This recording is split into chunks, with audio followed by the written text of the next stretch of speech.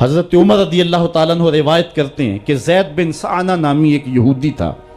جس کو حضور نے قرض دینا تھا۔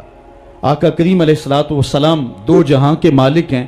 لیکن حضور کا فقر اختیاری تھا۔ آقا کریم علیہ السلام کے گھر میں بسا اوقات کتنے دن چولہا نہیں جلا کرتا تھا۔ حضور ادھار لے کر کے لوگوں کی مصیبتوں کو بھی دور کرتے، اور گھر کا چولہا بھی بعض اوقات ادھار لے کے گرم کرنا پڑتا۔ اعلیٰ حضرت فرماتے ہیں مال کے کونین ہیں گو پاس کچھ رکھتے نہیں، دو جہاں کی نعمتیں ہیں ان کے خالی ہاتھ میں۔ تو کہتے ہیں کہ ایک دن حضور علیہ السلام کی خدمت میں ایک شخص حاضر ہوا جس کا نام زید بن سعنہ ہے اور یہودی ہے، اور اس نے حضور علیہ السلام سے قرض کا تقاضا کیا، لیکن تقاضا اتنے سخت انداز سے کیا کہ اس نے حضور علیہ السلام کی قمیص کو پکڑ کے کھینچا بھی۔ تو حضرت عمر رضی اللہ تعالیٰ عنہ نے جب دیکھا تو بڑے گھور کے اس کی جانب دیکھا اور اس کو پیچھے ہٹاتے ہوئے کہا کہ تجھے شرم نہیں آ رہی کہ اللہ کے رسول کے ساتھ کیسے سلوک کر رہا ہے اور میں تیرے سامنے موجود ہوں؟ تو حضرت نبی رحمت صلی اللہ علیہ وسلم نے حضرت عمر کو کہا عمر مجھے تجھ سے اس بات کی توقع نہیں تھی۔ ذرا غور کیجئے حضور علیہ السلام کی اس سیرت کے انداز کو۔ ایک شخص آ رہا ہے اور حضور سے سختی کر رہا ہے، ابھی حضور کو قرض لٹانے کی جو تاریخ ہے اس میں بھی 4 دن باقی رہتے ہیں، اور وہ ناجائز سختی کر رہا ہے۔ حضرت عمر رضی اللہ تعالیٰ عنہ نے جب اس کو گھورا اور سختی کی تو حضور علیہ السلام نے فرمایا عمر مجھے تیرے سے اس بات کی توقع نہیں تھی، تمہارا کام تو یہ تھا کہ مجھے حسن ادا کی تلقین کرتے کہ اچھے انداز سے قرض واپس کرو، اور اس کو جو ہے وہ نرمی کی تلقین کرتے، اور پھر آقا کریم علیہ السلام نے فرمایا اس کا قرض ادا کر دو، اور اے عمر جو تم نے اس کو گھورا ہے اس کے بدلے میں 20 وسق زیادہ کھجوریں بھی تم اس کو دو گے۔ تو زید بن سعنہ نے جب حضور علیہ السلام کی اس سیرت اور اس کردار کو دیکھا، اور حضرت عمر رضی اللہ تعالیٰ عنہ 20 وسق اس کو کھجوریں دے رہے تھے، تو اس نے حضرت عمر کو بتایا کہ میں یہودی ہوں اور میں نے تورات کے اندر نبی آخر الزماں کی شان اور عظمتوں کے بیان کو پڑھا ہے، یہ بات ابھی رہ گئی تھی، باقی ساری نشانیاں میں نے حضور میں دیکھ لی تھی، اب یہ نشانی رہ گئی تھی، آج میں نے یہ بھی دیکھ لی۔ اور پھر وہ حضور کی خدمت میں حاضر ہو کر اسلام کے دائرے میں داخل ہو کر حضور کا عبدی غلام بن۔ حضرت معاذ بن جبل رضی اللہ تعالیٰ عنہ فرماتے ہیں کہ ایک دن حضور گلی سے گزر رہے تھے اور میں ایک جانور کی کھال اتار رہا تھا، اور مجھے کھال اتارنے کا طریقہ نہیں تھا، مجبوراً مجھے کھال اتارنا پڑی۔ تو حضور گزرے تو مجھے دیکھا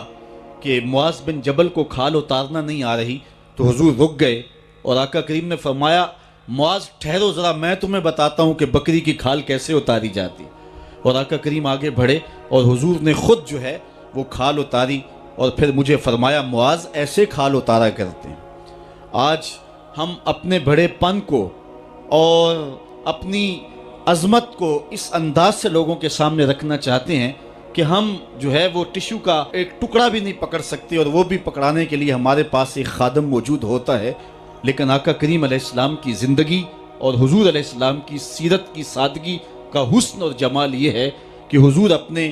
کپڑوں کو خود مرمت کر لیتے ہیں اور اپنے دیگر کام خود کرتے ہیں اور بطیب خاطر کرتے ہیں، اور اس میں کوئی چیز اپنے لیے شرمندگی کی محسوس نہیں کرتے ہیں۔ حضرت حسن رضی اللہ تعالی عنہ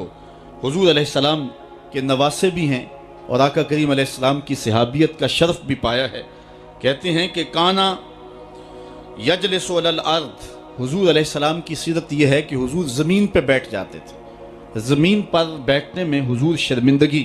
محسوس نہیں کیا کرتے تھے، اس کو اپنے سٹیٹس کے خلاف نہیں سمجھا کرتے تھے، زمین کے اوپر حضور بیٹھ جایا کرتے تھے، اور فرماتے ہیں وَيَطْعَمُ، اور زمین کے اوپر بیٹھ کر کے حضور علیہ السلام کھانا تناول فرمایا کرتے تھے۔ حضور کی عادت یہ تھی کہ آقا کریم جب بھی کھانا کھاتے تو حضور جھک کر کے کھانا کھاتے۔ فرماتے ہیں کہ میرے پاس ایک فرشتہ آیا جو کعبۃ اللہ کے صحن میں کھڑا تھا، اور اس کی کمر کعبۃ اللہ کی چھت کے برابر تھی، اتنا اس کا قد تھا، اور اس نے مجھے کہا کہ آپ اگر چاہیں تو آپ کو نبی اور بادشاہ بنا دیتے ہیں، اور آپ اگر چاہیں تو آپ کو عبد اور نبی بناتے ہیں۔ تو فرماتے ہیں کہ میں نے جبریل کو دیکھا، اور جبریل مجھے اشارے سے تواضع کا حکم دے رہے ہیں،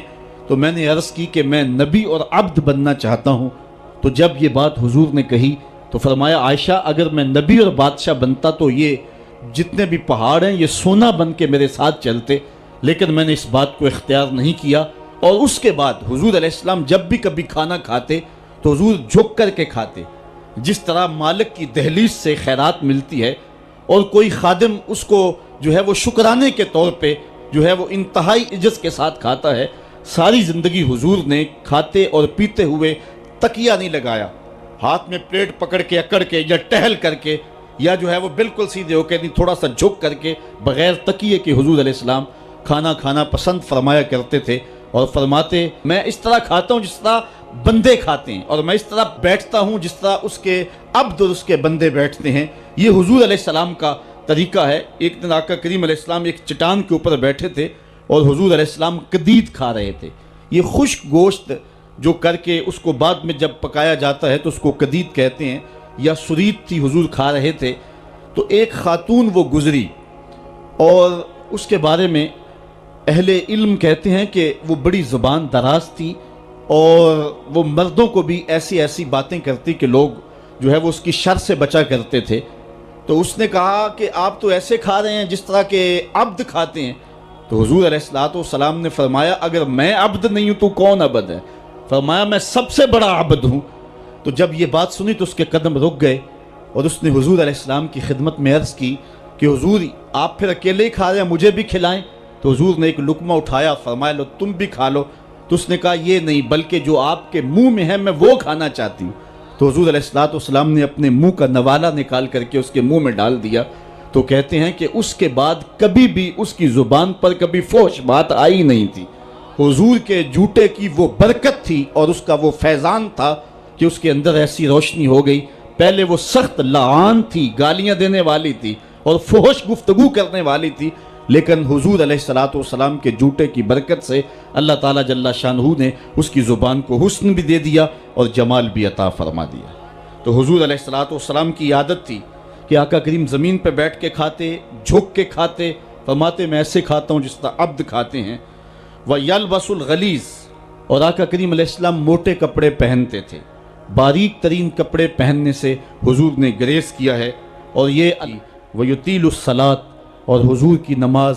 لمبی ہوا کرتی تھی۔ وَيُقَصِّرُ الْخُطْبَةَ، اور خطبہ حضور مختصر فرمایا کرتے تھے۔ وَلَا يَانِفُ أَن يَمْشِيَ مَعَ الْأَرْمَلَةِ وَالْمِسْكِينِ فَيَقْضِي لَهُ الْحَاجَةَ، اور حضور علیہ السلام اس بات میں کوئی شرمندگی محسوس نہیں کیا کرتے تھے کسی مسکین، کسی لاچار، کسی بیوہ، کسی یتیم اور کسی مسکین کے ساتھ چلیں اور اس کے کام آئیں اور مصیبت میں اس کا دکھ بانٹ دیں اور اس کی حاجت کو حضور پورا فرما دیں۔ یہ حضور علیہ السلام کی سیرت کے وہ روشن پہلو ہیں کہ آقا کریم علیہ السلام کی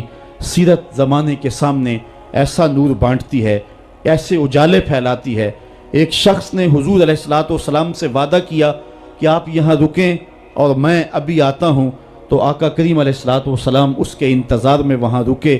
3 دن گزر گئے اور وہ نہ آیا، چونکہ حضور وعدہ کر چکے تھے کہ میں تیرے آنے تک یہاں رہوں گا۔ تیسرے دن اس کو جا کے یاد آیا تو وہ واپس پلٹا، تو آقا کریم نے جواب میں صرف اتنی بات کہی، آپ نے فرمایا یا فتح قد شککت علیہ، اے نوجوان تو نے تو مجھ کو مشقت میں ڈال دیا۔